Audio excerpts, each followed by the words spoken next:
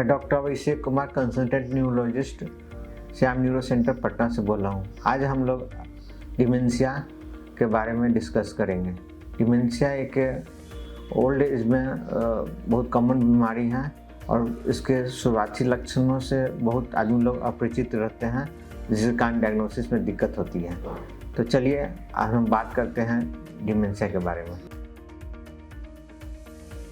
Dementia भूलने की बीमारी है और इसके साथ साथ मानसिक स्वास्थ्य को भी काफ़ी असर करता है। उसमें पेशेंट भूलने की समस्या के कारण साथ साथ पेशेंट को डिप्रेशन की समस्या आ जाती है, एजिटेशन, हाइपर एक्टिव हो जाते हैं और नींद की कमी आना आदि समस्या हो जाते हैं।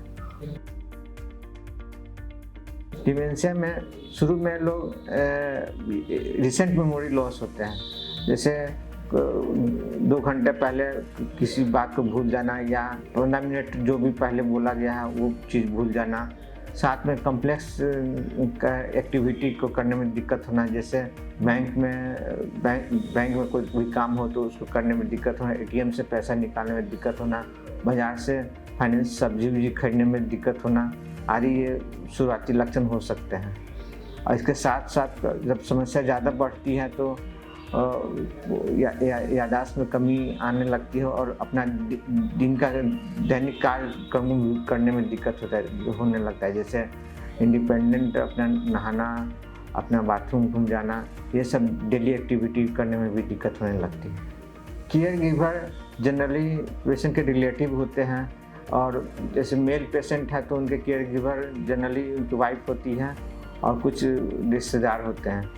और केयर गिवर का बहुत ज़्यादा इसमें रोल रहता है और इसमें क्या है कि अगर अर्ली डायग्नोसिस होते हैं बीमारी का तो केयर गिवर प्रिपेयर रहते हैं कि उनको पेशेंट को सपोर्ट दें।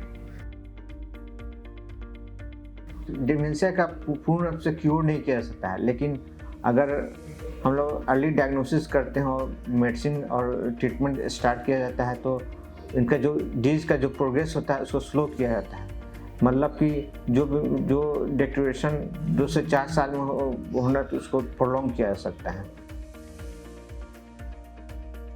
म्यूजिक एंड आर्ट से जो मेमोरी जो एरिया होता है वो स्टिमुलेट होता है और इससे बहुत हद तक है ना वो कॉग्निटिव जो डिक्लाइन होते हैं, मेमोरी जो इम्पेयरमेंट होते हैं उसको बहुत हद तक स्लो किया जाता है। डिमेंशिया पेशेंट अपने से कोई भी डिसीजन नहीं ले पाते हैं, तो जैसे बैंक में साइन करना उसमें दिक्कत आना, कुछ भी अपना जैसे जजमेंट इम्पेयर रहता है, तो प्रॉपर उनको केयर गिवर को पता होना चाहिए कि आगे फर्दर क्या कानूनी सलाह लिया जा सकता है, वकील से सलाह लेकर आगे काम करना चाहिए। देखिए डिमेंशिया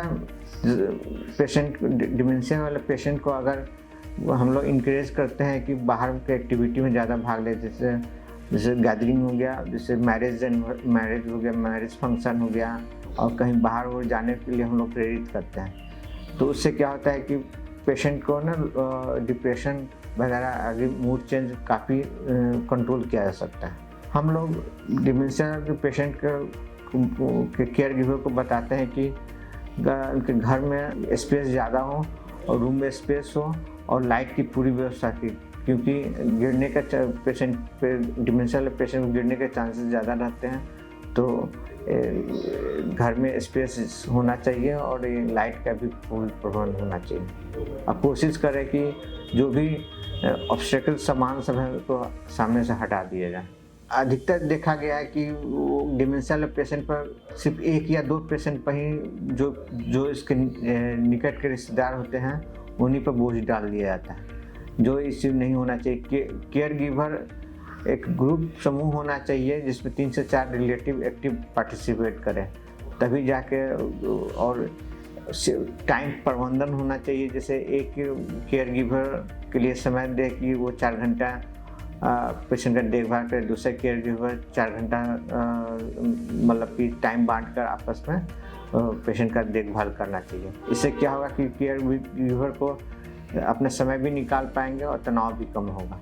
हॉबी को यूज़ करना चाहिए, जैसे मान लीजिए किसी का पेंटिंग का हॉबी है पहले, तो अपने हॉबी कभी नहीं छोड़ना चाहिए, पेपर पढ़ना चाहिए, जो भी उनकी पुरानी हॉबी है वो चीज़ करना चाहिए। साथ में फैमिली गैदरिंग में ज़रूर पार्टिसिपेट करना चाहिए।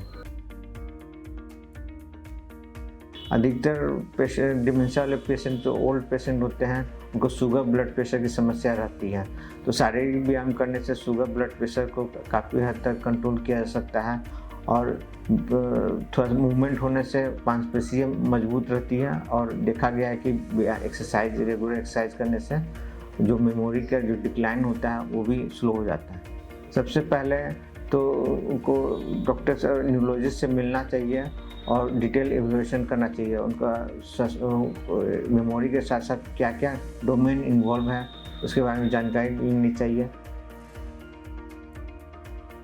ज़रूरी टेस्ट है जैसे CT स्कैन, MRI और कुछ ब्लड टेस्ट हैं, विटामिन B12 की कमी से भी डिमेंशिया होते हैं, तो वो सब टेस्ट करा कर एक देख लेना चाहिए और जल्द से जल्द ट्रीटमेंट स्टार्ट कर देना चाहिए।